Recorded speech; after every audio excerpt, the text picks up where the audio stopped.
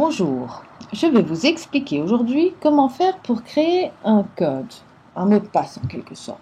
Cela va vous permettre de sécuriser votre iPad au cas où il disparaissait dans des mains un peu chapardeuses ou de limiter l'accès uniquement aux personnes qui connaissent le code. Cela peut être intéressant si on ne veut pas que les enfants jouent sur tous les petits jeux que l'on a gentiment téléchargés.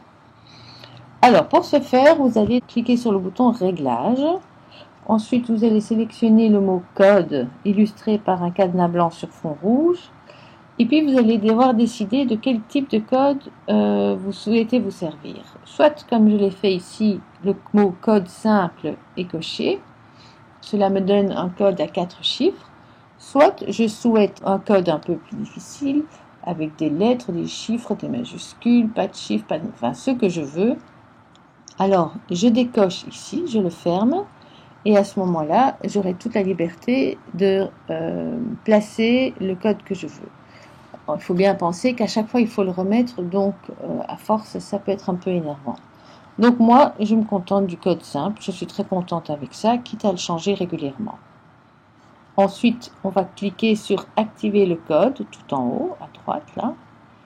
Et alors, on va devoir définir le code. Donc, ici, je vais sélectionner, par exemple, 1, 2, 3, 4. Évidemment, il faut faire quelque chose de plus compliqué. Pas mettre votre date de naissance, ni rien. Quelque chose de bien complexe. Ensuite, vous le mettez une seconde fois pour confirmer que vous avez bien tapé sur les bonnes touches. Donc, 1, 2, 3, 4, ici. Maintenant, je dois encore décider à partir de quand est-ce qu'il faut exiger le mot de passe. Ici, le code, donc le mot de passe, est à exiger après 5 minutes de non-activité de l'iPad. Vous pouvez le faire immédiatement, ce qui accroît la sécurité de l'iPad. Mais pour ma part, comme mon iPad reste en général à la maison, je préfère le mettre après 5 minutes, parce que si je dois donner le mot de passe à chaque fois que j'arrête de l'utiliser, je deviendrai hystérique.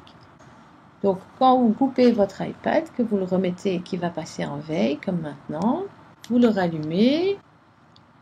Je saisis le code comme il me le demande, 1, 2, 3, 4. Et voilà, j'ai de nouveau accès à mon iPad. Vous savez donc maintenant comment créer un code de sécurité pour votre iPad.